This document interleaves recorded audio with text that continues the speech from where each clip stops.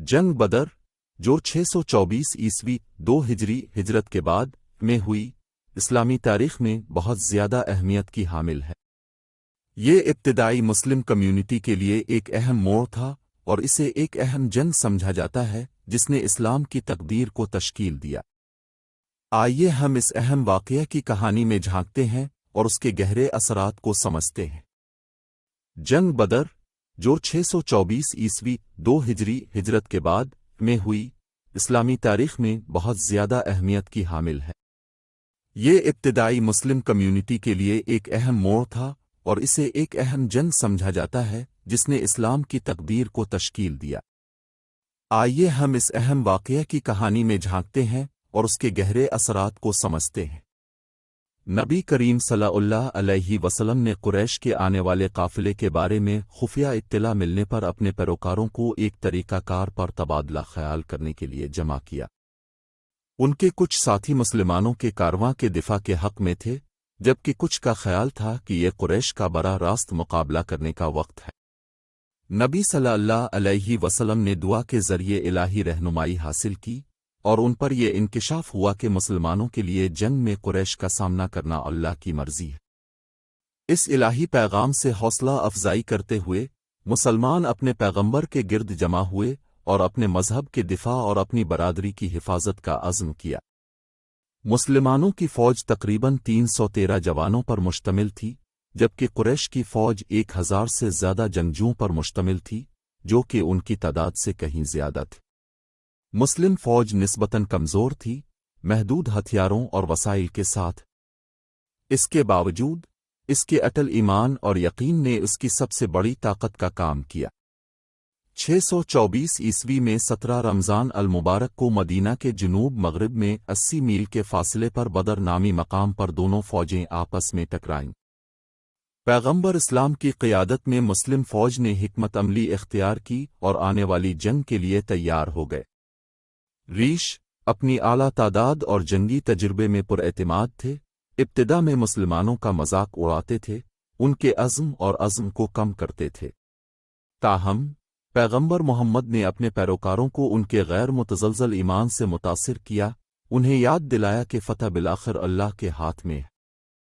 جنگ شروع ہوتے ہی مسلمانوں نے غیر معمولی بہادری اور اتحاد کے ساتھ مقابلہ کیا، شاندار نظم و ضبط اور حکمت عملی کا مظاہرہ کیا۔ تعداد زیادہ ہونے کے باوجود انہوں نے قریش کی فوجوں کو بھاری جانی نقصان پہنچایا، جس سے ان کی صفوں میں انتشار پیدا ہوا۔ اسلامی روایت کے مطابق اللہ نے مسلمانوں کی مدد کے لیے جنگ میں مداخلت کی۔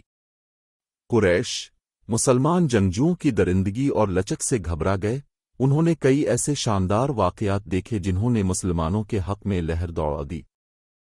ایسا ہی ایک واقعہ فرشتوں کا ظہور تھا جو مسلمانوں کے شانہ بشانہ لڑے، جس سے قریش کی صفوں میں خوف و ہراس پھیل گیا۔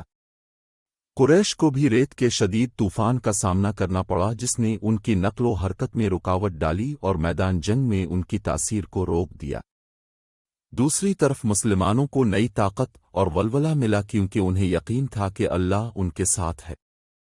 قریش کی فوج نے پیچھے ہٹنا شروع کر دیا اور مسلمانوں نے ان کا تعاقب کرتے ہوئے قریش کے کئی سرکردہ رہنماؤں کو پکڑ لیا، جن میں ابو جہل بھی شامل تھا، جو اسلام کے سخت ترین دشمنوں میں سے ایک تھا۔ جنگ بدر میں مسلمانوں کی شاندار فتح ہوئی۔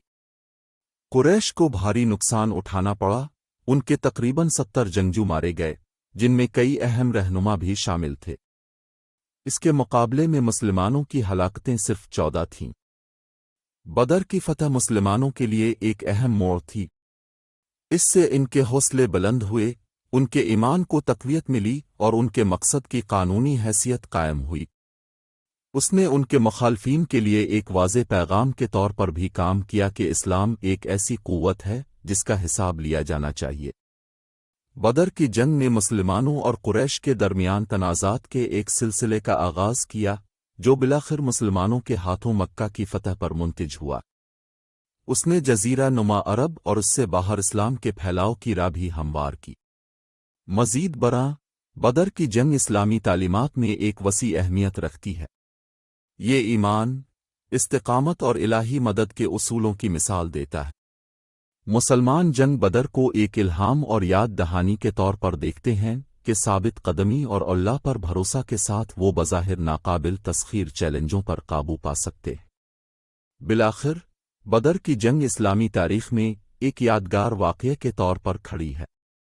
یہ مصیبت پر ایمان کی فتح کی علامت ہے اور ابتدائی مسلم کمیونٹی کے ناقابل تسخیر جذبے کے ثبوت کے طور پر کام کرتا ہے۔ اس جنگ سے حاصل ہونے والے اسباق دنیا بھر کے مسلمانوں کے ساتھ گونجتے ہیں، ان کے عقیدے اور نیکی کے حصول کے لیے ان کے عزم کو مضبوط کرتے ہیں۔